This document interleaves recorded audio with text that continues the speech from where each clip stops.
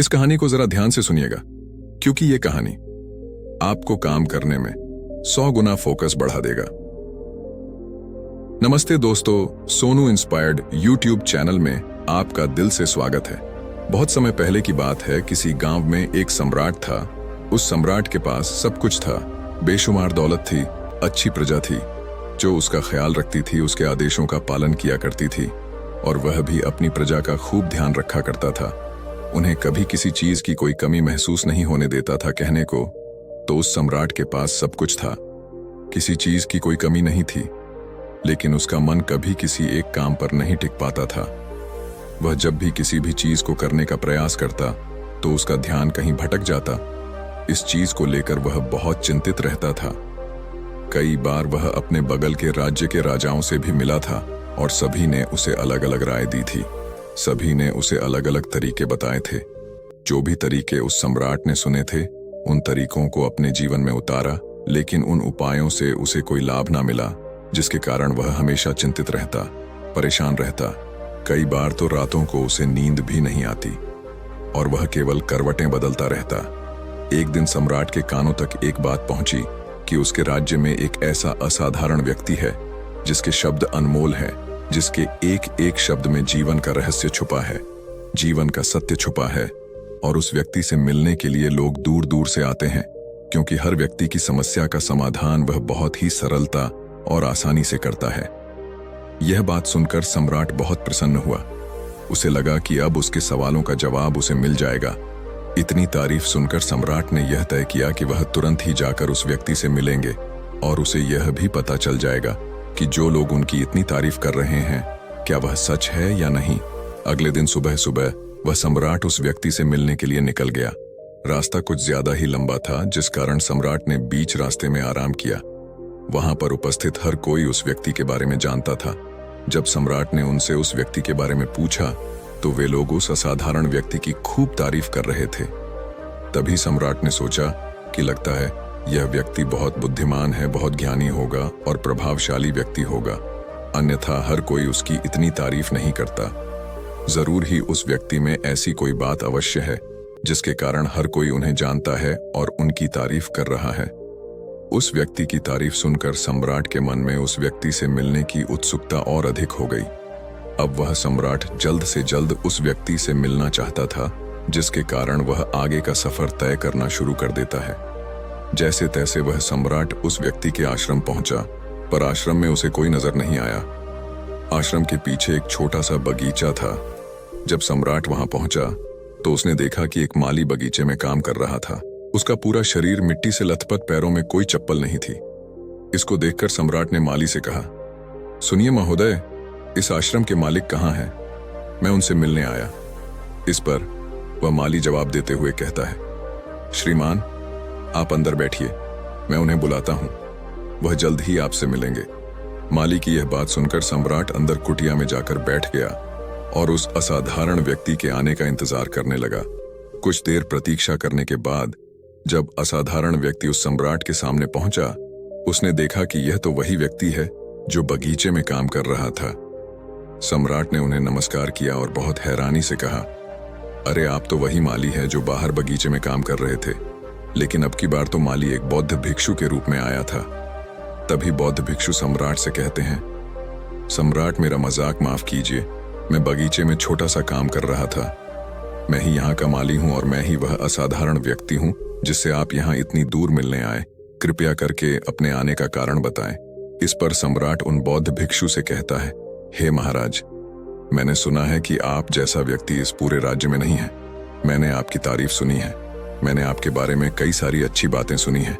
मैंने यह भी सुना है कि आपके पास जो भी अपनी समस्या लेकर आता है, उसकी समस्या का समाधान आप अवश्य करते हैं। इसी कारणवश मैं आज आपसे यहाँ पर मिलने आया हूँ और मैं आपसे उपदेश सुनना चाहता हूँ। लेकिन मेरे मन में एक शंका है।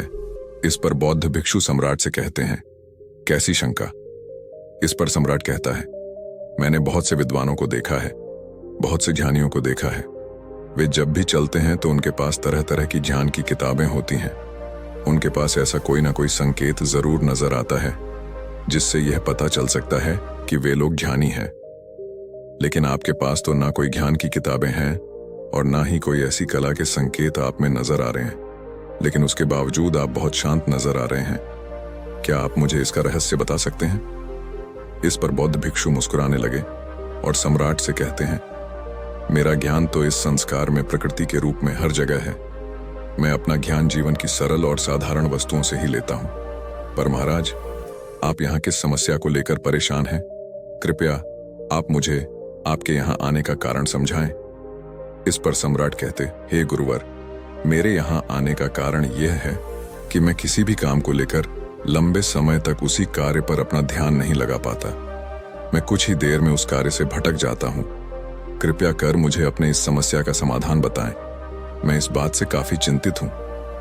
बौद्ध भिक्षु ने सम्राट की चिंता को समझकर कहा, महाराज, आपकी समस्या मुझे समझ आ गई है। आप जिस कार्य पर ध्यान नहीं लगा पा रहे, उसके लिए मैं आपको एक उपाय बता सकता हूं, लेकिन आज आपको देर हो चुकी है। आप मुझे कल सुबह मिलिए। कल सुबह का समय ठीक रहेगा। कल सुबह जब आप मुझसे मिलेंगे तो मैं आपके सभी सवालों का जवाब आपको दे दूंगा।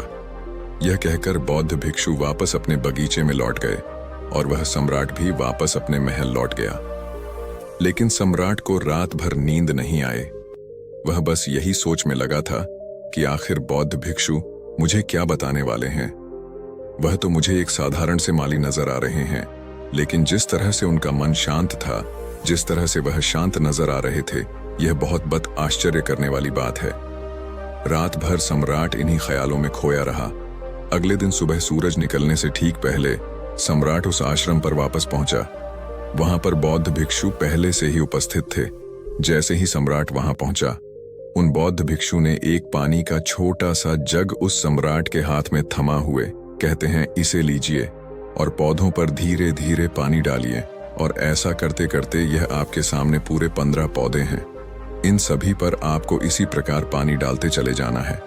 लेकिन जब आप इस क्रिया को कर रहे होंगे तो उस वक्त मेरी एक बात का अवश्य ध्यान रखिएगा कि आपको इस दौरान कुछ और नहीं करना है, न कुछ सोचना है और ना ही कहीं आपका ध्यान भटकना चाहिए। आप जब इन पौधों को पानी दे रहे होंगे तो आपका पूरा ध्यान केवल इन पौधों पर ही होना चाहिए। यदि इस बीच आपके मन में कोई विचार आए तो वहीं पर रुक जाइएगा और फिर दोबारा से पहले पौधे से पानी डालना शुरू कीजिएगा। और जब आप मेरी बात मानकर ठीक इसी प्रकार इन सभी 15 पौधों को पानी दे देंगे, तब आप मेरे पास आइएगा और मैं आपके सभी सवालों का जवाब आपको दे दूंगा।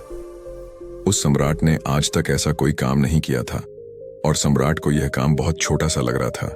सम्राट पहली बार ऐसा कोई काम करने जा रहा था। उस पानी के जग से पहले पौधे पर बहुत ही ध्यानपूर्वक पानी दिया और फिर दूसरे पौधे की ओर आगे गया। दूसरे पौधे पर भी उसने ध्यानपूर्वक पानी दिया। फिर उसने तीसरे पौधे पर पानी देना शुरू किया ही था कि उसके मन में तरह तरह के विचार उत्पन्न होने लगे।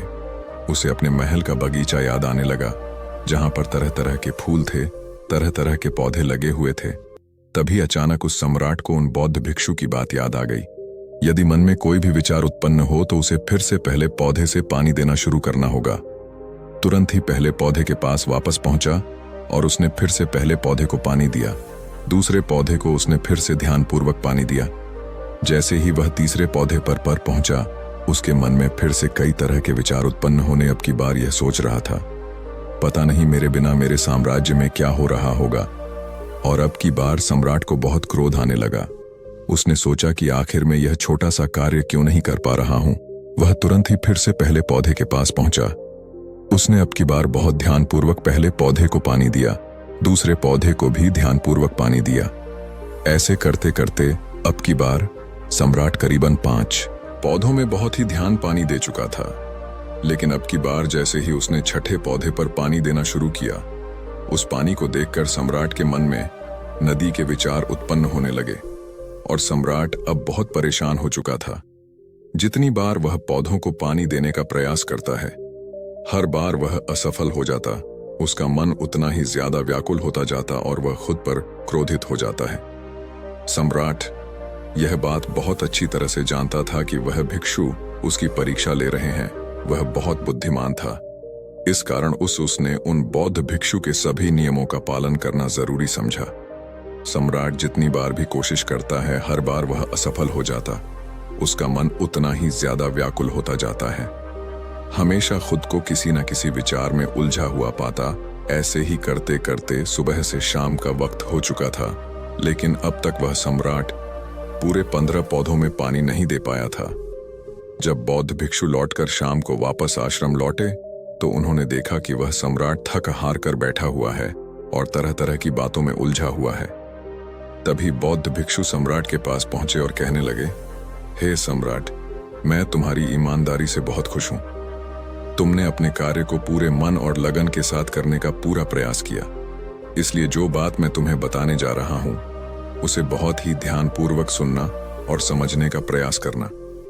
जब हमारा मन विचारों से खाली हो जाता है तब उसमें मन का असली स्वरूप नजर आता है। तब साधारण से साधारण सा काम भी हमें ज्ञान और शांति देता है। इस पर सम्राट उन बौद्ध भिक्षु से कहता है, हे महाराज, पर यह कैसे संभव है? मैं तो जब भी कोई कार्य करता हूं तो मन में कई तरह के विचार उत्पन्न होते हैं और मैं उन विचारों में फंस कर रह जाता हूं और वहां से बाहर निकलने का कोई रास्ता मुझे नजर नहीं आता। तभी बौद्ध भिक्षु मुस्कुराने लगे और सम्राट से कहते हैं, हे सम्राट, तुम पौधों में पानी नहीं डाल रहे थे, तुम तो जल्दी जल्दी अपने इस कार्य को बस खत्म करना चाहते थे। तुम्हारे मन में तो यह विचार उत्पन्न हो रहा था कि तुम जल्दी से जल्दी इन 15 पौधों में पानी दे दो और उसके बाद तुम मुझसे मिल सको, मुझसे अपने प्रश्नों का उत्तर जान सको। किसी कारणवश यह कार्य तुम्हें बोझ सा प्रतीत हो रहा था, मानो मैंने तुम्हारे कंधों पर एक बोझ रख दिया हो, और यही कारण है कि तुम अपने आप को इस पल में रोक नहीं पाए। जब हमारे सामने रखा हुआ कार्य बोझ लगता है तो हम उसे बस जैसे तैसे खत्म करना चाहते हैं और उस काम को करते समय हम अपना पूरा ध्यान उस कार्य पर नहीं दे पाते। किंतु अगर तुम इस पल के महत्व को समझ पाते, इसके महत्व को महत्व दे पाते और केवल पौधों और पानी पर ध्यान देते तो तुम्हें कोई भी विचार परेशान नहीं कर पाते। इस पर सम्राट कहता है, हे महाराज, मुझे आपकी यह बात समझ में आ रही है कि मैं जल्दी जल्दी इस कार्य को खत्म करके आपसे मिलना चाहता था, जिस कारण मेरा मन इस कार्य में पूरी तरह से नहीं लग सका। लेकिन यह एक पल है जो हम जी रहे हैं, उस पल में रहना बहुत कठिन है। क्या मुझे इसके लिए कोई तपस्या या तप करना होगा? इस पर बौद्ध भिक्षु एक बार फिर मुस्कुराने लगे और सम्राट से कहते हैं, जिस शांत मन की तलाश तुम कर रहे हो वह शांत मन तो पहले से ही मौजूद है, वह तो पहले से ही तुम्हारे भीतर है। इसके लिए तुम्हें कहीं भी जाने की कोई आवश्यकता नहीं है और ना ही तुम्हें कहीं शांत जगह जाने की आवश्यकता है। इसके लिए कुछ जरूरी है तो वह है अपनी सांसों पर ध्यान देना। इसलिए अपनी सांसों पर ध्यान देना सीखो।